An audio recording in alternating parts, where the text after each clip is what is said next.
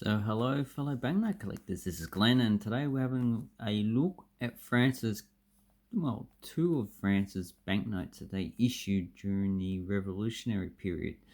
So these are actually paper banknotes. They were in theory, could have been exchanged for gold and silver or even bronze, but these banknotes were issued because at the time there was actually a shortage of actual coins that were in circulation because of the French Revolution and the upheaval that actually happened.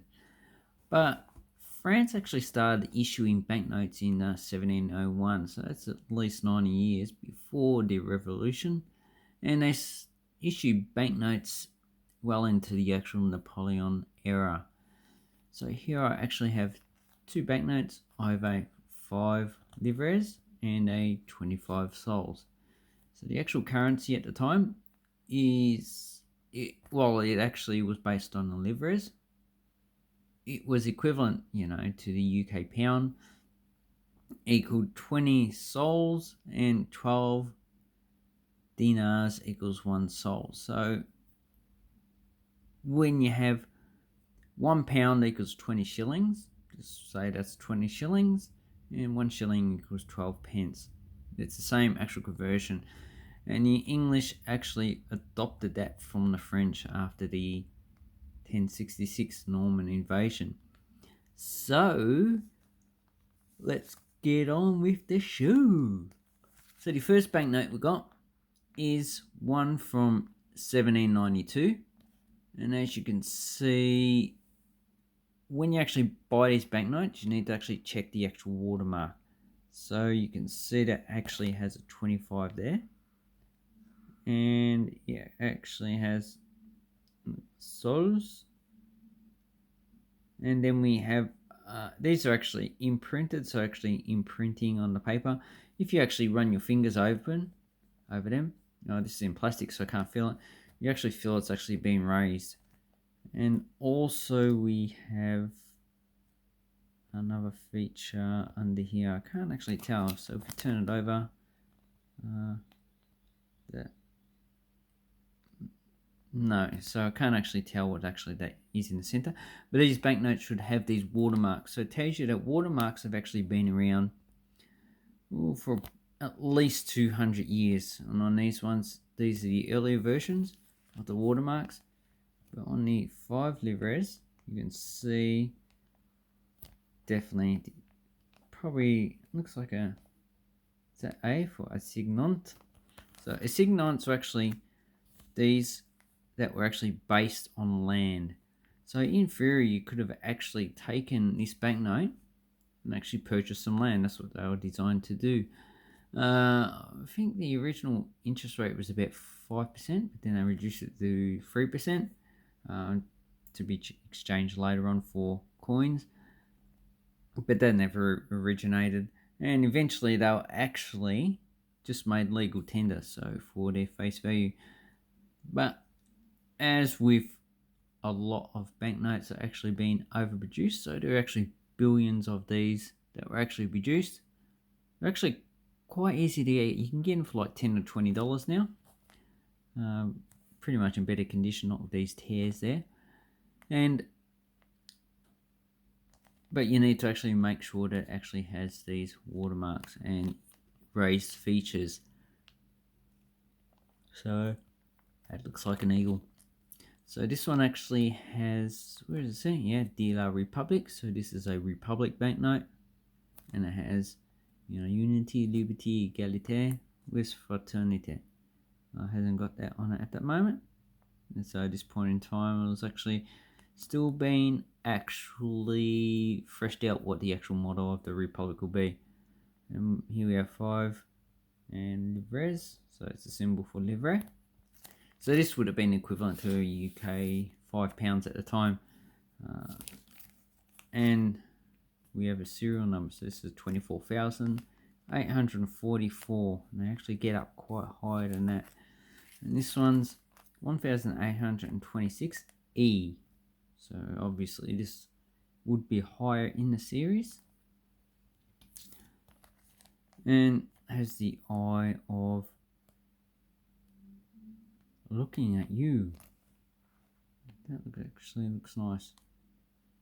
So these were they were issued about the time that the Americans issued their continental currency, based on the same concept, and also suffered from the same hyperinflation. So if we have a look at eBay's items that they have for sale, okay, you can see the lower ones are actually $10. So what's the actual postage for that? Free postage.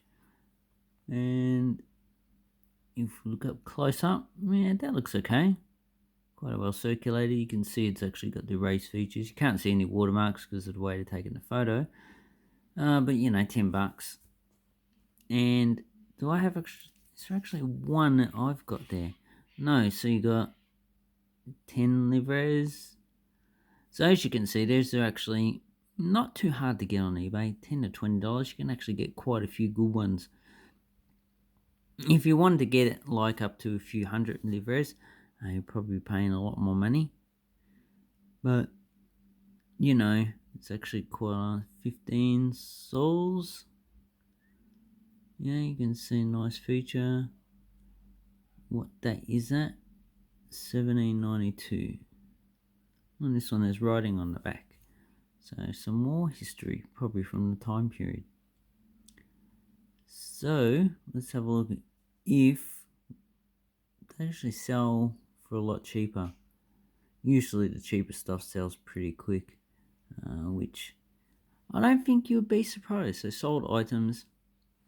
Yeah. So you got one for $1, another $1, $12, $12, $14.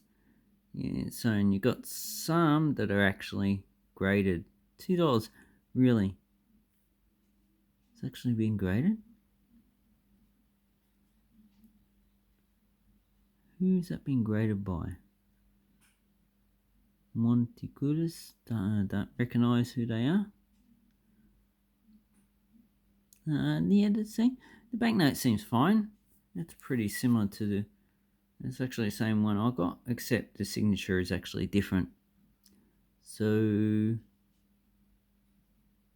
that is 17,000. And as you can see, they're actually not very expensive banknote. A little bit of problem there, but it's probably like a 200-year issue. So if you wanted to get a piece of French history or just history in general, as you can see, you can get them really cheaply because, as I've said before, these suffered from hyperinflation. That's the same reason why German banknotes from 100 years ago are still like the 1,000 mark from 1910. You can still pick it up for like $5. They were just printed, especially during the 1922-24 period, in large amounts, and the value of the currency just went to zero. So there was a lot of banknotes, but the value was zero, so people either just stored them or they just threw them away. And that's the same with here. These would have actually suffered from a very bad hyperinflation. Eventually these would have actually been worthless, so you couldn't actually buy 25 sols of items that you could have purchased in coin. You probably could have brought like one sol, I reckon. So people actually lost trust in his currency, so that's why they actually issued the French franc, because this actually became worthless because of the issuance of paper currency. And you know, you do collect coins, that's why you watch his channel, and banknotes, so you should know, just looking at your banknotes that you got in the past, the value back then was actually higher than what it is now. I'm talking about purchasing power, not collector's value. So we're talking about, I don't know, this 1 penny coin in 1943 could actually purchase a lot more than, you know, what an equivalent value can actually purchase now.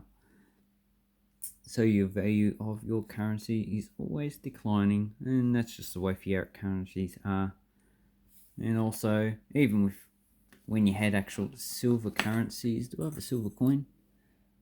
Oh yeah. So here we have a German 20 Pfennig. So 20 Pfennig, this is getting a bit off topic, but it's still related to actually these banknotes. This is silver, 20 Pfennig, and then they issued a 25 Pfennig in Germany, and that's copper nickel. So that's a just removal of silver, and that actually encourages inflation because your currency doesn't really have any value to it. It's just, copper and nickel. So copper and nickel's quite cheap. So that's basically what fiat currency is, and this is an earlier version. I would actually like to get the earlier Chinese version from the Yuan Dynasty. Yeah, but they're pretty expensive, so no, that's not going to happen. I'm just going to have to make a video with screenshots or something. Anyway, if you want French banknotes, I'll leave a link down below to eBay. It's an affiliate link, so it helps me out a bit. And also, if you have any comments, please leave them down below.